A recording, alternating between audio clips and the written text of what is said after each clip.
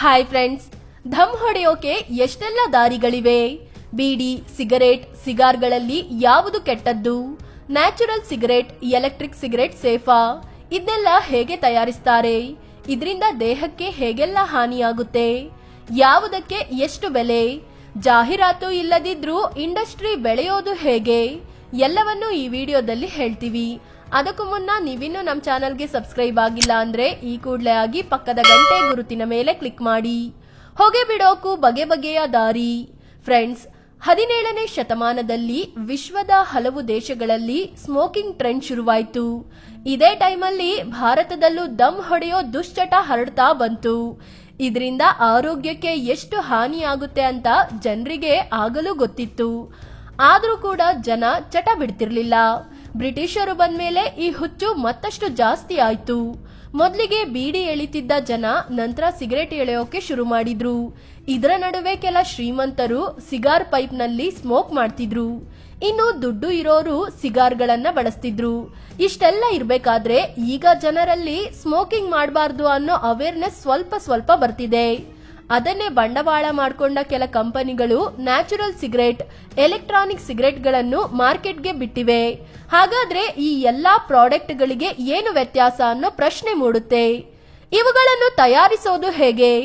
Cigarette ನಲ್ಲಿ ಸಾಮಾನ್ಯವಾಗಿ ತಂಬಾಕು ಪುಡಿ ಇರುತ್ತೆ ನೋಡಿ. ಈ ಗಿಡದಿಂದಲೇ ತಂಬಾಕು ಪುಡಿ ರೆಡಿ ಮಾಡಲಾಗುತ್ತೆ. ಈ ಪುಡಿಯನ್ನು ಪೇಪರ್ ನಲ್ಲಿ ಸುತ್ತಿ ಒಂದು ತುದಿಯಲ್ಲಿ ಸ್ಪಾಂಜ್ ಫಿಲ್ಟರ್ ಅಳವಡಿಸಲಾಗಿರುತ್ತೆ. ಇನ್ನು ಬೀಡಿ ವಿಚಾರಕ್ಕೆ ಬಂದ್ರೆ ಅದೇ ತಂಬಾಕು ಬಳಸಲಾಗುತ್ತೆ. ಆದ್ರೆ ಇಲ್ಲಿ ಪೇಪರ್ ನಲ್ಲಿ ಸುತ್ತೋದಿಲ್ಲ, ಬದಲಾಗಿ ಈ ರೀತಿಯ ಎಲೆಗಳಲ್ಲಿ ಸುತ್ತಲಾಗುತ್ತೆ. ನಂತರ ದಾರದಿಂದ ಕಟ್ಟಲಾಗುತ್ತೆ. ಸಿಗರೇಟ್ ಫ್ಯಾಕ್ಟರಿಯಲ್ಲಿ ರೆಡಿ ಆದ್ರೆ ಬೀಡಿ ಗೃಹಿಣಿಯರ ಗೃಹ ಕಸುಬಾಗಿದೆ. ಇನ್ನು ಸಿಗಾರ್ ಪೈಪ್ ಮತ್ತು ತಂಬಾಕು ಸಪರೇಟ್ ಇರುತ್ತೆ. ಪೈಪ್ ತುದಿಯಲ್ಲಿ ತಂಬಾಕು ಇಟ್ಟು ಬೆಂಕಿ ಹಚ್ಚಿ ಹೊಗೆ ಬಿಡಲಾಗುತ್ತೆ. ಸಿಗಾರ್ ತಯಾರಿಸೋದು ಸ್ವಲ್ಪ ಕಷ್ಟ. ಉತ್ತಮ ತಂಬಾಕು ಎಲೆಗಳನ್ನ ಸಂಗ್ರಹಿಸಿ ಅವುಗಳನ್ನು ನೀಟಾಗಿ ಸುತ್ತಿ ಸಿಗಾರ್ಗಳನ್ನ ರೆಡಿ ಮಾಡಲಾಗುತ್ತೆ. ಕ್ಯೂಬಾ ಸಿಗಾರ್ ಉತ್ಪಾದನೆಯಲ್ಲಿ ಮುಂದಿದೆ. ಇನ್ನು ಇತ್ತೀಚೆಗೆ ಹರ್ಬಲ್ ಸಿಗರೇಟ್ ಹೆಸರಲ್ಲಿ ಸಿಗರೇಟ್ಗಳು ಮಾರ್ಕೆಟ್ಗೆ ಬಂದಿವೆ. ಇವುಗಳಲ್ಲಿ ತುಳಸಿ ಎಲೆ, ಟೀ ಎಲೆ, ಚಕ್ಕೆ, ಲವಂಗ ಸೇರಿದಂತೆ ಕೆಲ ಗಿಡಮೂಲಿಕೆಗಳನ್ನು ಕೂಡ ಬಳಸಲಾಗುತ್ತೆ. ಹೆಚ್ಚಾಗಿ ಸಿನಿಮಾಗಳಲ್ಲಿ ಈ ಹರ್ಬಲ್ ಸಿಗರೇಟ್ ಬಳಸಲಾಗುತ್ತೆ. ಇನ್ನು ಎಲೆಕ್ಟ್ರಾನಿಕ್ ಸಿಗರೇಟ್ ಅಂದ್ರೆ ಈ ಸಿಗರೇಟ್ ಒಂದು ಎಲೆಕ್ಟ್ರಾನಿಕ್ ಡಿವೈಸ್. ಇದರಲ್ಲಿ ಬ್ಯಾಟರಿ ಕೂಡ ಇರುತ್ತೆ. ಲಿಕ್ವಿಡ್ ಹಾಕೋಕೆ ಜಾಗ ಇರುತ್ತೆ. ಈ ಲಿಕ್ವಿಡ್ ನಲ್ಲಿ ನಿಕೋಟಿನ್ ಮತ್ತು ಕೆಲವು ಕೆಮಿಕಲ್ ಇರುತ್ತೆ. ಇದರಲ್ಲಿ ಹೀಟಿಂಗ್ ಡಿವೈಸ್ ಕೂಡ ಇರುತ್ತೆ. ಇದರಿಂದ ಲಿಕ್ವಿಡ್ ಆವಿಯಾಗಿ ಹೊಗೆಯ ರೂಪದಲ್ಲಿ ಬರುತ್ತೆ.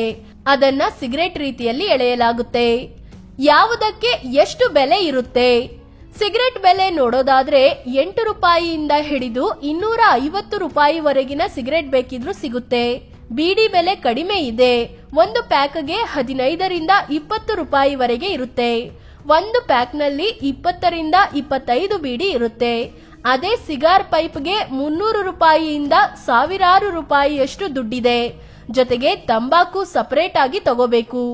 ಇನ್ನು ಸಿಗಾರ್ ತುಂಬಾ ದುಬಾರಿ ಆಗಿರುತ್ತೆ. 600 ರೂಪಾಯಿಯಿಂದ ಹಿಡಿದು 11 ಕೋಟಿ ರೂಪಾಯಿವರೆಗಿನ ಸಿಗಾರ್ಗಳು ಕೂಡ ಇವೆ. ಇನ್ನು ಹರ್ಬಲ್ ಸಿಗರೇಟ್ಗೆ 15 ರೂಪಾಯಿಯಿಂದ 50 ರೂಪಾಯಿವರೆಗೆ ಬೆಲೆ ಇದೆ. ಈ ಸಿಗರೇಟ್ ವಿಚಾರಕ್ಕೆ ಬಂದ್ರೆ ಒಂದು ಈ ಸಿಗರೇಟ್ಗೆ 100 ರೂಪಾಯಿಯಿಂದ 1500 ರೂಪಾಯಿವರೆಗೆ ಬೆಲೆ ಇದೆ. ಅದೇ ರೀಯೂಸ್ ಮಾಡುವಂತದ್ದು ಬೇಕಿದ್ರೆ 12ರಿಂದ 15 ಸಾವಿರ ರೂಪಾಯಿ ದುಡ್ಡಿದೆ. ಆರೋಗ್ಯಕ್ಕೆ ಹೆಚ್ಚು ಹಾನಿ ಯಾವುದು? ಸಿಗರೇಟ್ ನಲ್ಲಿ ತಂಬಾಕು ಇದ್ದು ಇದರಿಂದ ಕ್ಯಾನ್ಸರ್ ನಂತ ಭೀಕರ ಕಾಯಿಲೆ ಬರುತ್ತೆ. ಅದೇ ರೀತಿ ಸ್ಟ್ರೋಕ್ ಹೊಡೆಯೋದು, ಹೃದಯ ಸಂಬಂಧಿ ಕಾಯಿಲೆ ಕೂಡ ಬರುತ್ತೆ. ಇನ್ನು ಬೀಡಿ ಸಿಗರೇಟ್ಗಿಂತ 8 ಪಟ್ಟು ಹೆಚ್ಚು ಹಾನಿಕರವಾಗಿರುತ್ತೆ. ಇನ್ನು ಸಿಗಾರ್ ಬೀಡಿ ಸಿಗರೇಟ್ಗಿಂತಲೂ ಹೆಚ್ಚು ಹಾನಿ ಉಂಟು ಮಾಡುತ್ತೆ. ಹರ್ಬಲ್ ಸಿಗರೇಟ್ ಸೇಫಾ ಅನ್ನೋ ಪ್ರಶ್ನೆ ಮೂಡುತ್ತೆ. ಅದರಲ್ಲಿ ತಂಬಾಕು ಇಲ್ಲದೇ ಇರ್ಬೋದು, ಆದ್ರೆ ಹೊಗೆ ಸೇವನೆಯಿಂದ ಶ್ವಾಸಕೋಶದಲ್ಲಿ ಟಾರ್ ಉತ್ಪಾದನೆ ಆಗೇ ಆಗುತ್ತೆ. ಇದರಿಂದ ಹಾನಿ ಆಗೇ ಆಗುತ್ತೆ. ಸಿಗರೇಟ್ ಸೇದೋ ಹುಚ್ಚು ಇರೋರು ಅದರಿಂದ ಹೊರಗೆ ಬರೋಕೆ ಈ ಸಿಗರೇಟ್ ಎಳಿತಾರೆ. ಯಾಕಂದ್ರೆ ಈ ಸಿಗರೇಟ್ ಸೇಫ್ ಅಂತ ಎಲ್ಲರೂ ಅಂದುಕೊಳ್ತಾರೆ. ಆದ್ರೆ ಈ ಸಿಗರೇಟ್ ಕೂಡ ಆರೋಗ್ಯಕ್ಕೆ ಒಳ್ಳೆಯದಲ್ಲ. ಇದರಲ್ಲಿ ತಂಬಾಕು ಇಲ್ಲದಿದ್ರೂ ನಿಕೋಟಿನ್ ಅಂಶ ಮತ್ತು ಹಾನಿಕಾರಕ ಕೆಮಿಕಲ್ ಇರುತ್ತೆ. ಹೀಗಾಗಿ ಇದನ್ನ ಇಂಡಿಯಾದಲ್ಲಿ 5 ವರ್ಷಗಳ ಹಿಂದೆ ಬ್ಯಾನ್ ಮಾಡಲಾಗಿದೆ. ಕದ್ದು ಮುಚ್ಚಿ ತರಿಸಿಕೊಂಡು ಎಳೆದ್ರೆ 1 ಲಕ್ಷ ಫೈನ್ ಮತ್ತು 1 ವರ್ಷ ಜೈಲು ಶಿಕ್ಷೆ ಆಗುತ್ತೆ. ಜಾಹೀರಾತು ಇಲ್ಲದಿದ್ರೂ ಮಾರ್ಕೆಟ್ ಹೇಗೆ? ಬೀಡಿ ಸಿಗರೆಟ್ಗಳಿಗೆ ಜಾಹೀರಾತು ಕೊಡುವ ಹಾಗಿಲ್ಲ. 2004ರಲ್ಲಿ ಈ ಸಂಬಂಧ ಕಾನೂನು ತರಲಾಗಿದೆ. ಆದ್ರೆ ಸಿಗರೆಟ್ ಕಂಪನಿಗಳು ಜಾಹೀರಾತಿಗೆ ಬೇರೆ ದಾರಿ ಕಂಡುಕೊಂಡ್ವು.